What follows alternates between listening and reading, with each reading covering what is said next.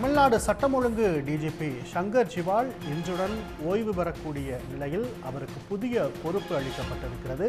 தீயணைப்பு ஆணைய தலைவராக அவர் செயல்படுவார் என தமிழ்நாடு அரசு அறிவிப்பு வெளியிட்டிருக்கிறது.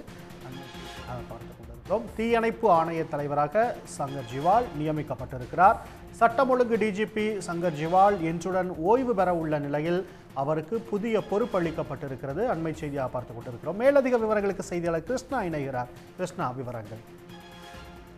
நிச்சயமாக தமிழக காவல்துறையின் 32வது சட்ட ஒழுங்கு டிஜிபியாக, அதாவது காவல்துறை தலைவராக சங்கர் ஜிவால் கடந்த 2023ஆம் ஆண்டு ஆகஸ்ட் மாதம் பணியில் நியமிக்கப்பட்டார். அவரது 2 ஆண்டு கால டிஜிபியாக இருந்து பணி ஓய்வு என்பது வருகிற 31ஆம் தேதி, அதாவது முடிவடைகிறது. இதன் காரணமாக இன்று அவருக்கு பிரிவு உபச்சார விழா தமிழக காவல்துறையால் ஏற்பாடு செய்யப்பட்டிருக்கிறது.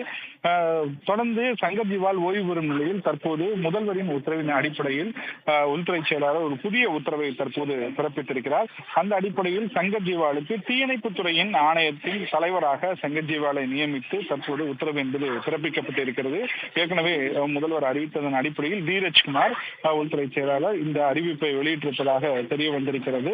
குறிப்பாக சங்கர் ஜிவால் இந்த பதவியில் தீயணைப்பு துறையில் பல்வேறு முக்கிய அம்சங்களை மேற்கொள்ள இருப்பதாக இந்த ஆணையத்தின் மூலம் தெரிய வந்திருக்கிறது. குறிப்பாக தீ மற்றும் உயிர்மீட்பு பணிகளில் புதிய தொழில்நுட்பங்களை பயன்படுத்தி கட்டடங்களுக்கு வழங்கப்படும் புதிய சான்றிதழ் ஆகியவற்ற பணிகளை தீயணைப்பு மீட்பு பணித்துறை எவ்வாறு மேற்கொள்ள வேண்டும், அவற்றை எவ்வாறு திட்டங்களை கொண்டு வர வேண்டும், புதிய பயிற்சி முறைகளை எவ்வாறு கொண்டு வர வேண்டும் என்பதை இந்த தீ ஆணையம் என்பது புதிதாக அமைக்கப்பட்டு மேற்கொள்ளப்படும் என்று சட்டப்பேரவையில் முதலமைச்சரால் கடந்த சட்டப்பேரவையின் போது அறிவிக்கப்பட்டிருந்தது. அதன் அடிப்படையில் தான் இந்த தீயணைப்புத்துறை ஆணையம் அமைக்கப்பட்டு அதன் தலைவராக தற்போது ஓய்வு பெற இருக்கும் சங்கர் ஜிவாலை நியமித்து உத்தரவானது பிறப்பிக்கப்பட்டிருக்கிறது.